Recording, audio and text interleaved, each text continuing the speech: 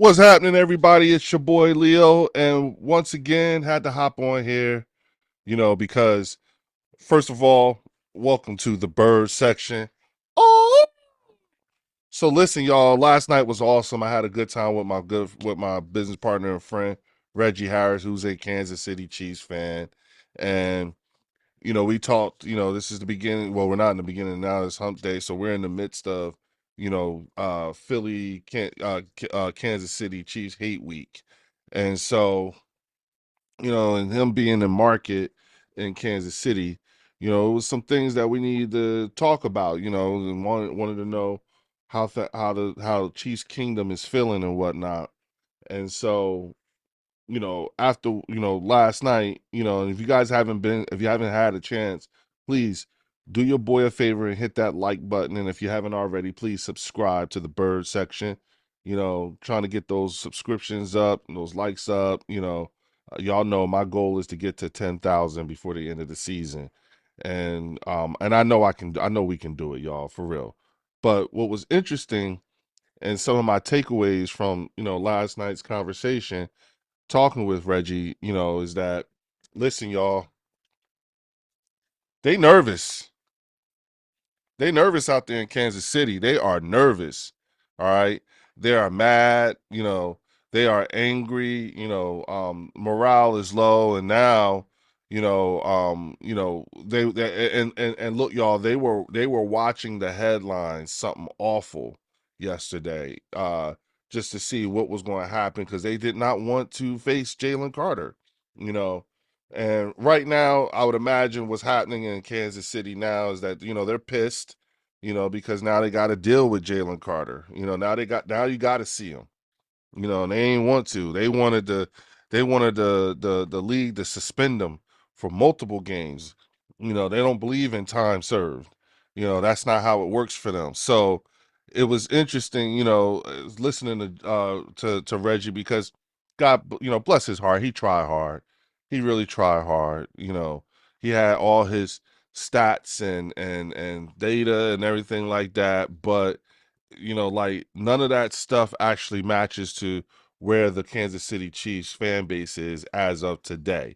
You know, and I think what it is that, you know, um we're now witnessing a changing of the guard, sort of say. And I think that's what Sunday is going to be for us. That's what Sunday's game ultimately is going to end up becoming. It's a changing of the guard. You know, where that a win on Sunday will mark the beginning of the end of the Chiefs' kingdom and the rise of a new dynasty, which is the Philadelphia Eagles. And when you take that into consideration, and also the fact that, you know, they're shorthanded, they don't know if Xavier Worthy is going to go. And if he does, he has to wear a brace, so he may not be very effective. Juju Smith Schuster has more days behind him than he does ahead of him. And then we got Thornton and another guy, a couple of no names. They're shorthanded from the wide receiver position now. Kareem Hunt and Isaiah Pacheco, doesn't equate to Saquon Barkley, AJ Dillon, and now Tank Bigsby. So and I don't think we're going to see Tank this weekend. I mean, if we do, it may be like maybe a couple of plays, if so, but I doubt it because I think he probably just getting to Philly today, so I wouldn't imagine he'd suit up. But AJ Dillon and Saquon Barkley are formidable, or as formidable, if not more formidable, than Isaiah Pacheco and Kareem Hunt. And so, and there's probably going to be an emphasis on making sure that AJ Brown and Devontae are much more active in this game than they were our first game last weekend against Dallas. And so us winning on this Sunday, which in my mind, I think it's like put like this: the talk in Kansas City right now is that the Chiefs fan base feels as though the NFL is out to get them, and there's going to be a conspiracy theory that the NFL doesn't want to see the Kansas City Chiefs win. That's how they are talking right now in Kansas City. Okay. Which means that to me, they already know they're going to lose. They already know the end is here, and mind you, they just had a movie come out, just like how the Dallas Cowboys had a damn documentary come out about getting the three-peat, a gambler and his Cowboys. The Chiefs have the Kingdom. That was supposed to be, that was a documentary that was supposed to, it was sort of kind of like their shot at the last dance sort of kind of thing, where they would document the whole season culminating in them winning they're winning their third straight Super Bowl. So they wanted to make sure they documented history happening as it unfolded. Unfortunately, they played against these guys right here, and the Eagles fucked the whole thing up. And so, them having to, watch that again and seeing it premiere, they actually had to relive that entire season and culminating into the thorough ass whooping that they received in the Super Bowl on primetime TV in front of everybody.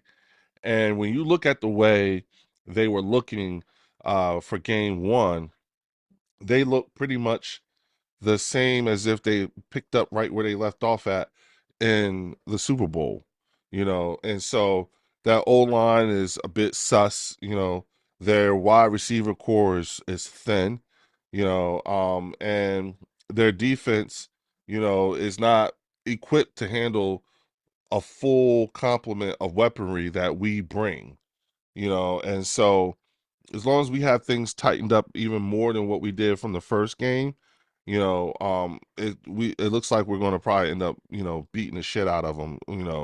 I know I said that the last game against Dallas, but we were shorthanded. We a lot of self-inflicted wounds. This is going to be Jalen Carter's first game, and I'm sure he's going to look to send a message, and that's what the fan base in Kansas City is worried about. And now they're arguing because they feel like Jalen Carter should have a much more stringent or stricter punishment. They want to see him get multiple games. They don't want to see him. That's the problem. They just don't want Jalen Carter on the field. And so now that they got to deal with him, it's a conspiracy theory. That's how they're talking right now. So interesting take of things, but not surprising. Again, it's the passing. Sunday's going to be the passing of the torch. And